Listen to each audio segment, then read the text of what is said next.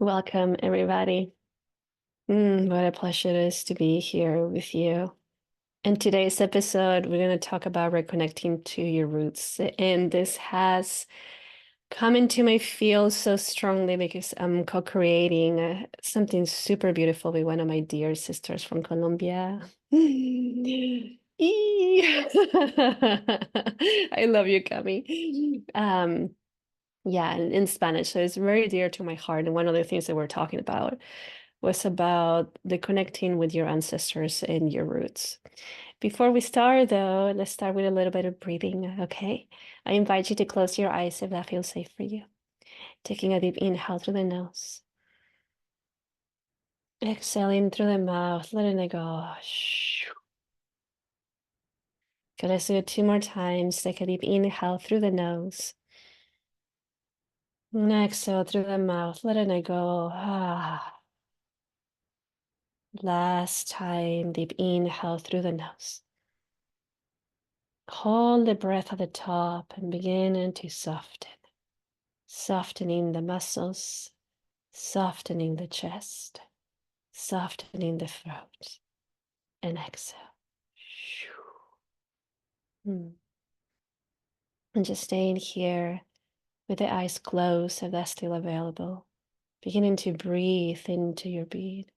Soireta suite pakaisesitasi. Knowing that everything about you is sacred. Soireta pekaserenino namakai kesitasa. Knowing that everything about you is loved. Soireta pekaserenino namakai kesitasa. Knowing that you do make a difference in this world. Soireta sote pakaiseretia makaisesi.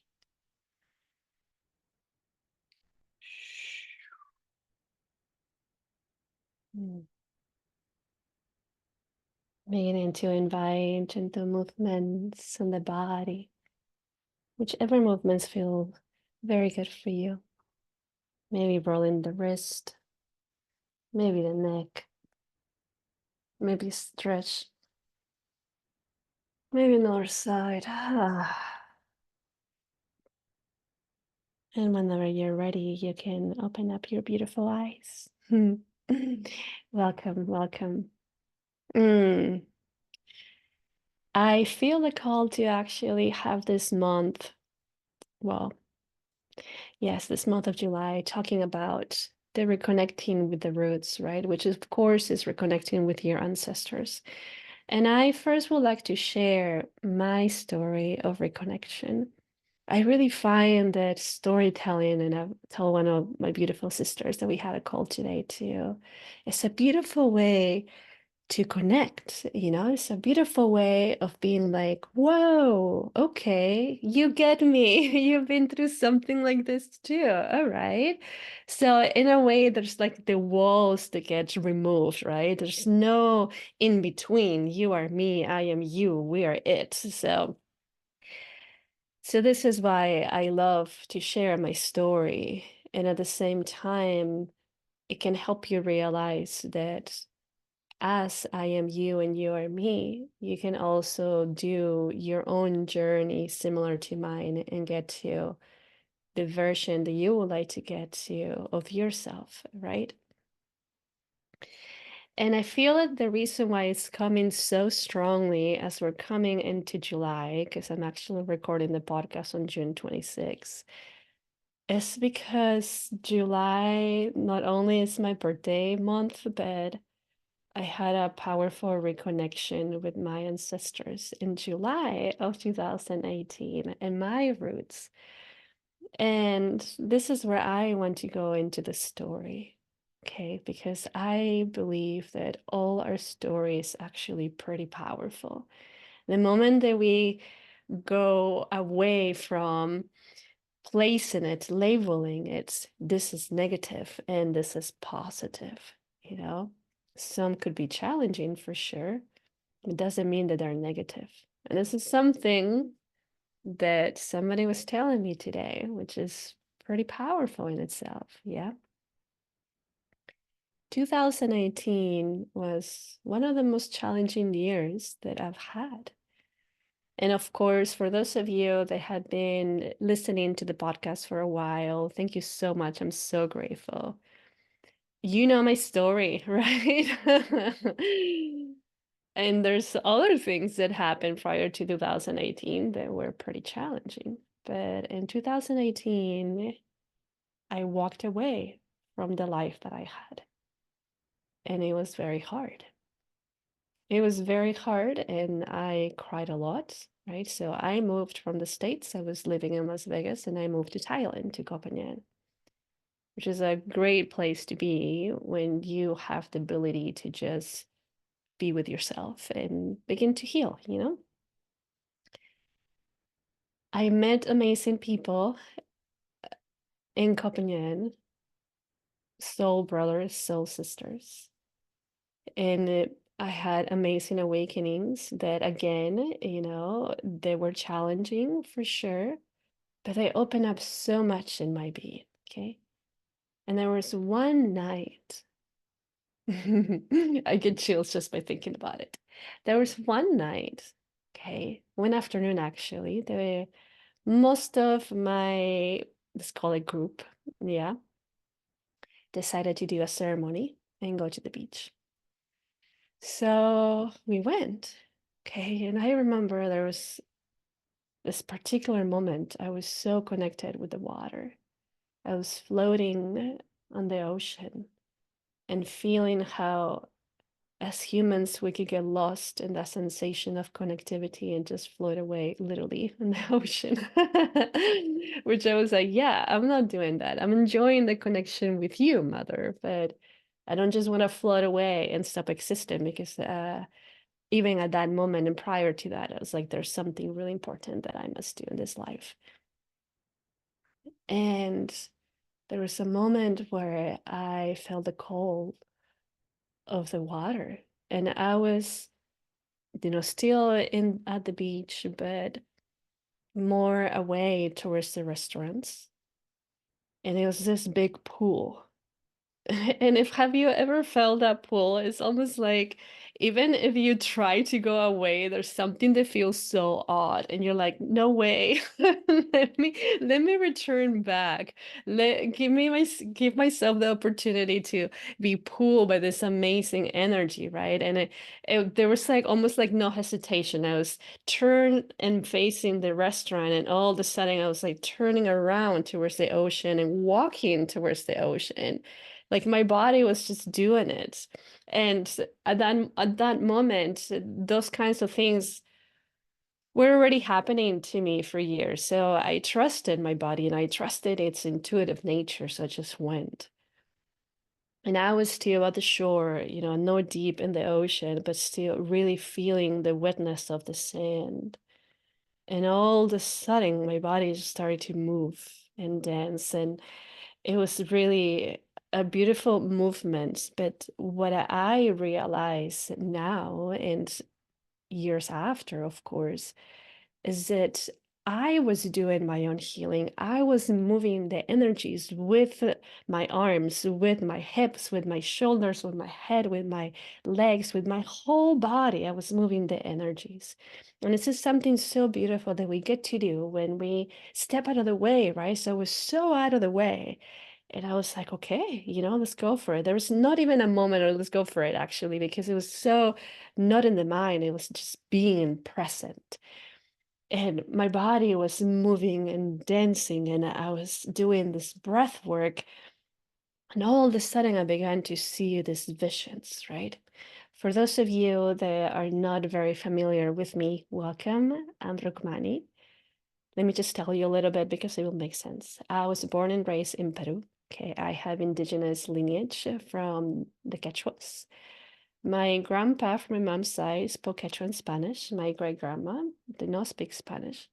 And this is something that I've just started to tap into in the past years. So there's a big colonization that happened in South America, right? When the Spanish came, all right? But there were indigenous people living in the land that spoke Quechua, okay? That's just a little thing that I want to tell you. And all of a sudden, right, I'm having these visions, and I'm not necessarily visions. We can call it visions because honestly, to me, there were not visions. It was reality that I was tapping into. Some people might call it visions, okay? But to me, it felt that I was being shown what had happened in the past through my lineage and my blood, okay? And I know this is my experience, right? Some people might just be like, whatever, but to me, it felt very true. I was taken back and I'm still moving, you know, my body's still moving the energy and doing all these things, and I'm still in the breath work, okay? I was taken back to the Tawantinsuyu. For those that are not very familiar with that term, that is really the Incan Empire, right? That was the name of the civilization of the Incas. They were spread all throughout South America. And the moment that the Spanish came and destroyed so much. So as my body was moving and I was doing the breath work to release, but also to connect, my eyelids were moving like crazy up and down. That normally happens when I channel. And I was there, even though I was in 2018 at the beach. I was also somewhere in the 1400s in Tawantinsuyo, witnessing how the Spanish killed the indigenous people, how they were murdered. And I like to speak actually in the first person, how we were murdered. I guess it's not first person, but very more close to my heart.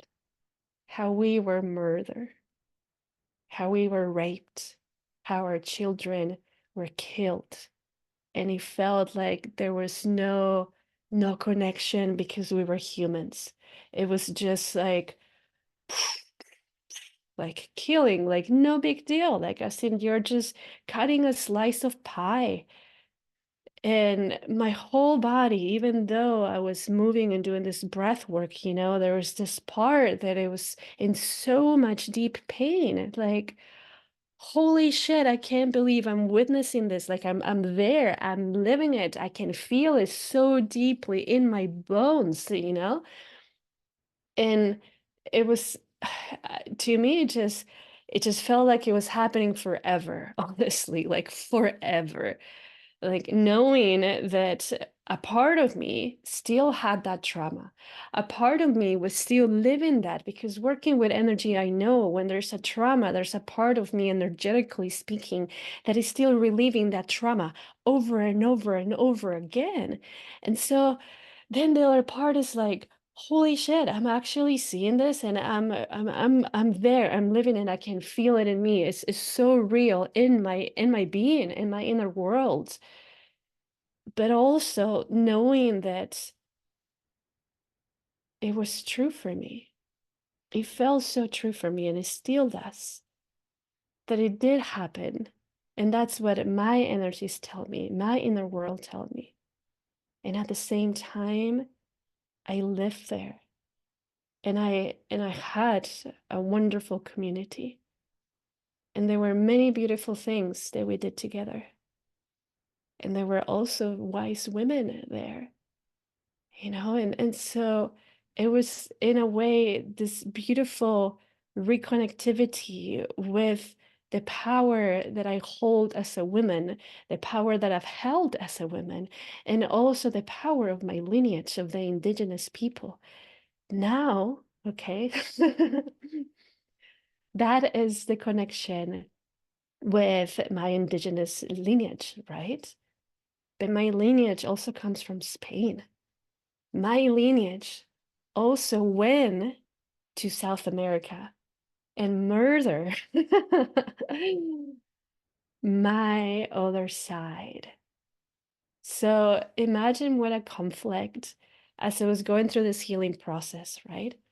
The healing process of honoring my indigenous roots, that at that moment, my mom had told me that my great grandma did not speak Spanish and she only spoke Quechua. I did not know that. until years down the road, maybe like a couple of years ago. And it made sense that for so long I wanted to learn Quechua. There was something in my being that said, like, hey, there's something here for you. And I'm like, this is so weird, but cool. I'm Peruvian, and that's one of our indigenous languages. So maybe I should learn it. But I didn't know it was because it's in me. It's recorded in me through my ancestors, and that was also our language. So wild. So in this experience at the beach in Thailand, I came out of that, and it was really funny because my one of my friends' daughter like will come to me, be like, poke me, it's like, are you okay? And still I was like moving and doing all these things. When it stopped, I just placed my hands on my mouth and I started to cry. And I went to my friends and I said, I remember. That was the night the light language came through. How beautiful it is. Because I connected so deeply within my world to the past that is still recorded in me. And connecting there in Asia with that part of me began to open up different channels to connect with different parts of myself in different parts of the world. So then I was connected with my beautiful sister, Serena, and I'm so grateful for her. She's been one of the greatest mentors and just space holders through my awakening as well, which we're co-creating our first retreat in Peru for inner dance. I'm super excited this September. If that feels really aligned for you, make sure you check it out. You can see it at my website too, which is rukmanicore.com. But anyways, that's enough on advertisement. So through my boyfriend, that at that moment we were not a couple yet, he connected me with her. She was living in the Philippines in this conscious community called Maya in Palawan. So I happened to go there. Pai, which is the I like to call a refounder of inner dance, he picked me up. Well, we met up in like a coffee shop or something. We're just sharing, and I was sharing my story. He's like, hmm. And then he's like, are you ready to go to Maya? I'm like, yeah, sure. So he was taking me, to be taken to Maya, and I was on his bike. And all of a sudden, I'm looking around. It's my first time in the Philippines. I'm looking around and feeling all the feels, and I'm thinking, holy moly, it feels like I am in Peru right now. And then he tells me, it feels like home, huh? I was like, what? Honestly, I was like, what the fuck? You're seriously, how? Yeah, whatever. I was like, yeah, big time. And the same thing I felt in Thailand, honestly.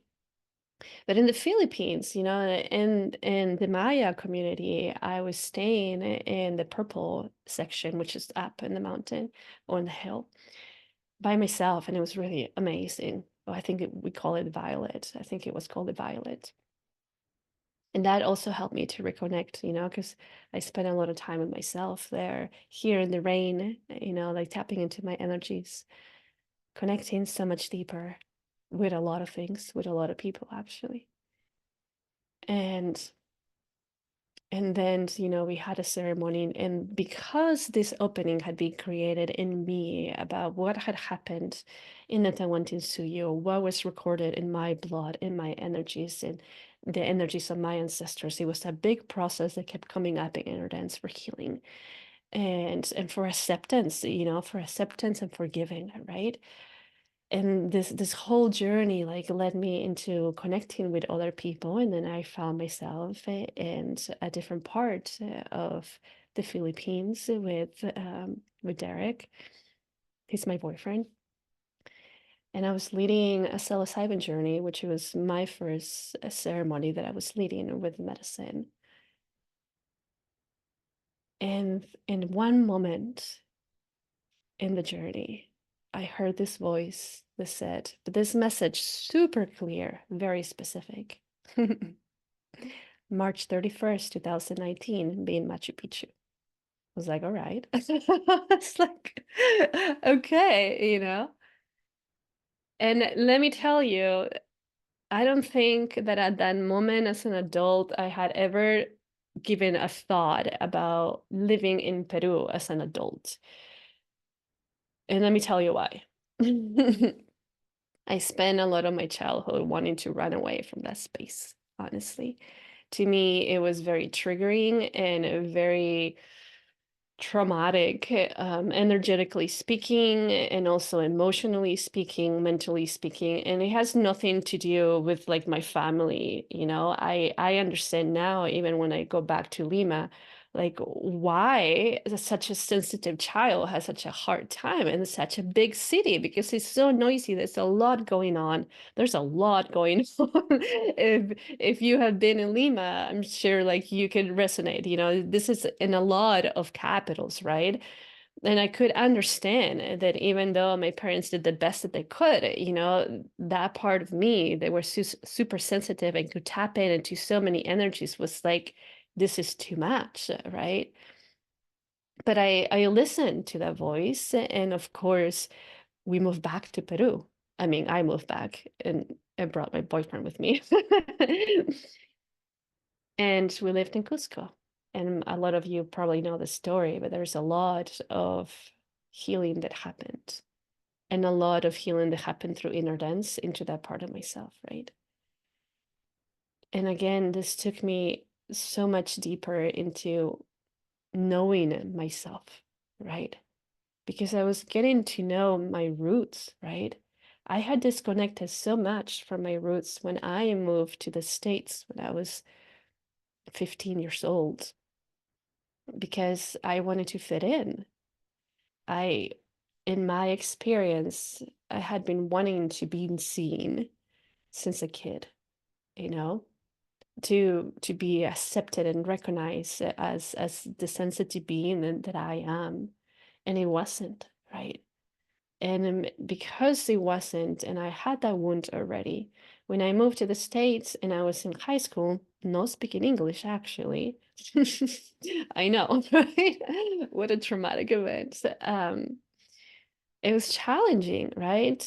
And people made fun of me for not speaking English. And then I wanted to fit in. I wanted to be like these people. I wanted to be somewhere. It was like almost like this lost child. It's like, where do I fit in the world?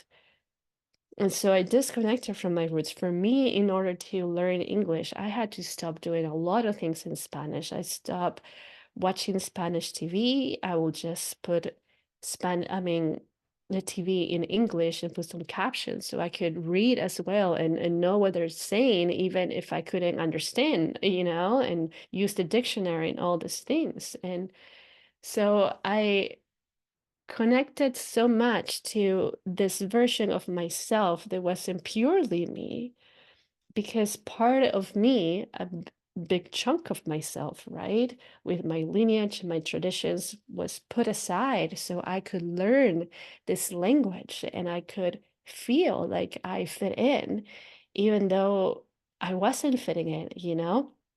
Part of me was quote unquote faking, and not necessarily like truly faking, but I wanted to be somewhere where I could actually speak and be and live, right? So for me, that's what I had to do. And there were some moments, that I wouldn't really speak much Spanish. Oh, of course, in my family, right? But even with friends that spoke Spanish in like college and university and stuff, like I really didn't the moment that I was very fluent in the language of English. And there was a part of me that I felt so embarrassed, honestly, for having those roots, for not being white. It's like, what? Like because of people making fun of me as growing up for not speaking English, and me trying so freaking hard to learn this language that honestly it's been the hardest language to learn. And I actually gave permission to my boyfriend to tell me when I don't say things correctly in English, because I want to know, right? But I mean, I'm saying that so you know that it's still somewhat challenging, even though I'm doing all this in English. And so, anyways, I was like super disconnected, and I remember that I found myself in Argentina. I was there visiting, traveling with my best friends and my ex, and I was speaking with one of my best friends' family members, and all of a sudden, I remember that we were sitting by the pool, and I'm like, "Fuck, I'm having a really hard time speaking Spanish. Everything that wants to come out of my mouth is in English." It's like, what the fuck? No way. And it scared me, honestly, because that's my first language. How in the world am I gonna forget my first language? It's like, no. And after that trip, it was like, okay, I'm speaking more Spanish. And I went back into journaling in Spanish, like typing more in Spanish, of course, like talking more to my family and all these things, because it was like, shoot, and I'm so grateful that I had the opportunity to live in Peru and Colombia, and just speak Spanish all the time, right? But goodness, it was such a trip, right? This can show you how intensely I was disconnected with who I am, right? Because to me, it's like, sure, I live in the States right now, right? But my roots, my whole soul, my whole being wants to be in South America. This is how connected I feel with my roots. And even at times, like when I'm here in the forest in Kansas, there is a forest, by the way. A lot of people make fun of me when I would say we're moving to Kansas. But where we live in Lawrence, we live by an amazing like nature center, and Susan and I walk through the forest almost every day, so like in that forest I can feel the connection to the forest in South America, so it's something so dear to me, right? So imagine if it's dear to me, it's dear to my whole being. Imagine when I couldn't speak Spanish so well, when I was like, who am I? Because I'm not this white girl, I might have all these tattoos and I might speak English, but like I know for certain I have an accent, and I'm not, this white person that I have played out to be. I'm actually an indigenous woman as well from the mountains of Peru. It's just like, whoa, whoa. So this whole journey of moving to Thailand, to Asia, helped me connect so deeply to my roots. And the reason why I believe it too is because they were also colonized, right? So there's a pain that we share, energetically speaking, and in our souls, right? To just be like, wow, I went through that. I can resonate through that with that as well, right? Ooh, I need to take a pause. There's a lot that was just said, right? There's a lot that just came through, and maybe there's something in you also that is like, holy moly, maybe you can resonate a little bit, right? If you don't live in the country where you were raised and born, right? And think about everything that our ancestors went through, right? That is in us, is recorded in our beings. So I want to take a deep breath.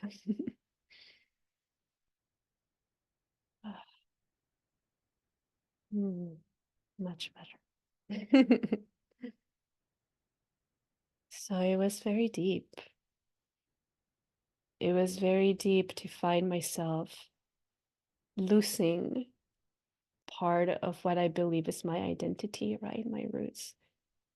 And it was also pretty fascinating that I started to reconnect with my roots in Asia. And no wonder why the first time that I went to Asia to do a Kundalini yoga teacher training, I felt super connected there. And I wanted to be there. Something was pulling me there, like it pulled me into the shore, back to the water in Thailand, right? To have this experience. And so it's been a blessing to be disconnected and a super blessing to reconnect, because then now I can see my culture as something so sacred. And every time that I go back to Peru, and pretty much every time that I go back to Peru, I go to Cusco and the Sacred Valley and see the traditions there. I mean, I feel at home in Cusco, and in the Sacred Valley. And I told my dad, when we were there last month, in May, I told him I feel so at home here. He's like, oh, yeah. Because there's a celebration of culture there. And I'm not saying that in Lima there is not. I mean, I don't know. I don't live there anymore. And I don't really remember much like things of traditions there. But there's a big celebration that happens almost every month in Cusco, and the same thing in the valley. I was witnessing this beautiful celebration that was going into the church in Pisac when I was there with my parents, and I was just like, I want more. Let me feel this more, It's like there's this deep calling of like, let me remember you because you are me, right? Let me remember even more my ancestors. Let me remember what it feels like to be indigenous from this land, from these mountains. Let me feel even more and remember how it feels like to walk on my bare feet on this land, to touch the earth, to grow things in this earth, right? To get dirty, to be so connected to the earth, so in union like that. And at the same time, feel the customs so deeply in me. And at the same time, and what is worn, right? The vestments, right? I don't know if that's a word in English. I think I'm just mixing, if it is, great. I think I'm just mixing like an Italian word with a Spanish and making it in English. But anyways, that to me is so sacred. And I'm so grateful and blessed that I have the opportunity to go back to the land where I was born every year. Most people perhaps don't get that chance, but I do. And I believe that I do not only because I hold space for others and I do retreats in the Sacred Valley, but also for my soul. It's like my soul, it's like, let's be there. Let's nurture more. Let's be in this land where your ancestors walked. Let's feel their pulse. Let's remember that in our being, because that's what happens to me whenever I go there. It's like massive activation, right? Because what is in me, the energies that is in me of my ancestors are still there too. So there's this magnetic pull that happens, right? Like literally like magnets. It's like, hey, we're back to one another. Holy moly, thank you so much, right? It's like, I remember you and I remember you. And so it's something so beautiful. And yet, there's a work that needs to get done prior to that experience, right? Had I not begun my healing journey, right? Had I been stuck in the stories that I had created that I was worthless, that I needed to commit suicide, right?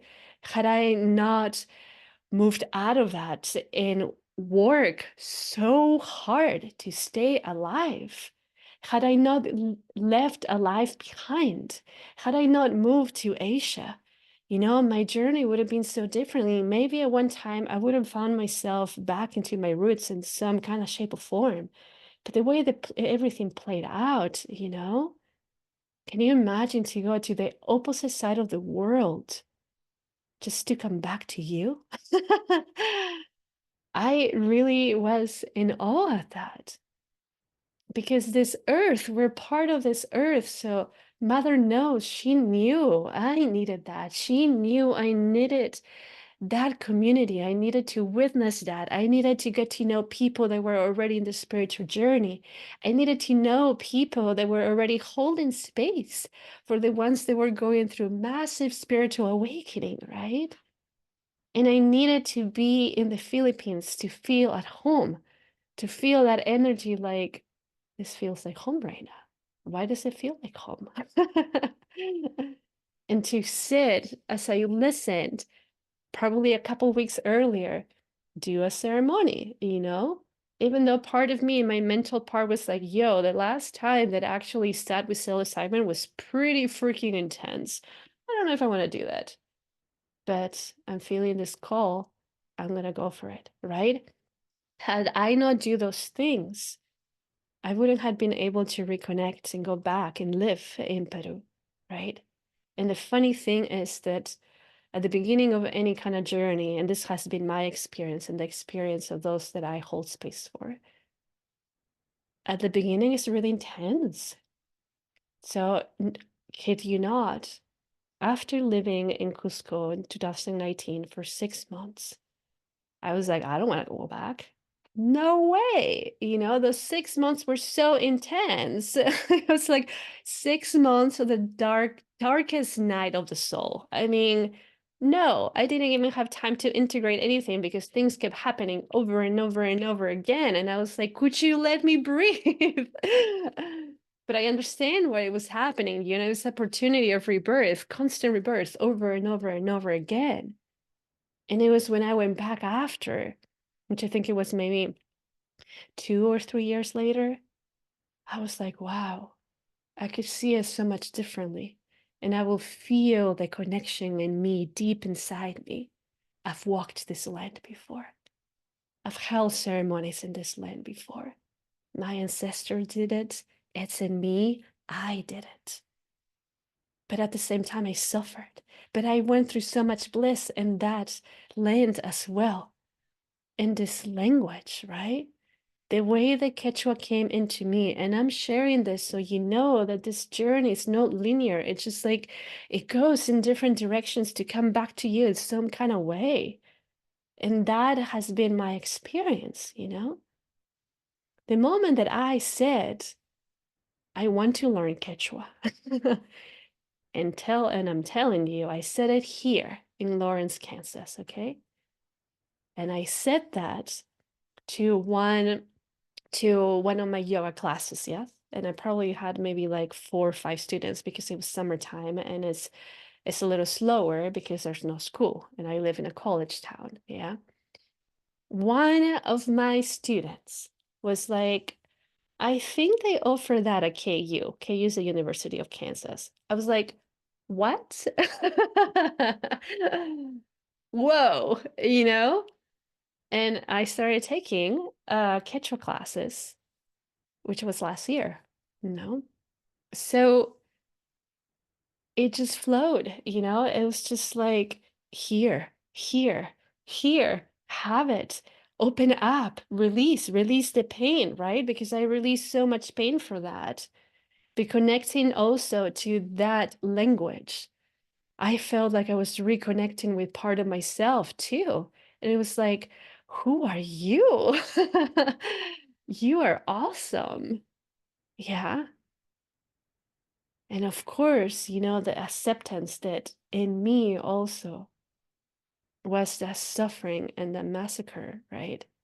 Like, can you imagine two sides of me? One of the indigenous and one of the Spanish, and how much they clash, and how much the Spanish hurts the indigenous. Perhaps the indigenous also hurt the Spanish, you know? And how many things got lost in that battle, right? There was a moment when Quechua was almost lost in Peru because of the story, right? Because of seeing indigenous people as lower than the ones that live in the capital, the ones that make so much money, when most of the time, the ones that are super connected are the ones that are the indigenous, the ones that were taken away from the lands, right? The ones that hold the wisdom keeper of these lands. And I'm telling you this because this is my experience. And I might be wrong in some of the things that I'm saying, but to me, it feels so true because it's my experience, it's my journey, it's my story. So I had to accept it all, you know? And I went through this transition of being so pissed off because part of me, and I was like pissed off in my inner world, you know, part of me killed the other part of me. It's like, how do I get to make peace with these two sides of myself, with these two lineages, right? And I had to honor as much as I want to be mad at this part of myself. Had the Spanish not come to Peru and South America, I wouldn't be here. Part of my lineage will not exist. And I wouldn't be reconnecting with my indigenous roots. And I wouldn't be here trying to make peace with this other side of me. So I had to accept that in me, in my blood, there's also that massacre. And also that rebirth of me, of this being that I am, that I'm continuously becoming. And it was such a humbling experience, to feel the pain, right? To also feel that it's like I want to be in power. And it's like, how do I get to balance these two sides in me and know that they're equally as important in me, right? So, through this whole journey of connecting with my lineage, of course, part of that was to connect with my ancestors and the wisdom that is in my indigenous culture and in my Spanish culture, right? And there's a lot to be said in all of those. There's a lot to be said on all of those. There's a lot to be said on all of those. That just sounded like a broken record. But I feel that's all, for right now, about the reconnecting with the roots that is so important. And I honor so much if you are in that journey, in whichever step you are, and know that your steps perhaps will be completely different than mine. But this reconnectivity and the feelings that come up, that rise up within us, I would like to believe they're very similar, if not similar in themselves. Because again, we're all part of this wonderful humanity, this wonderful race, right?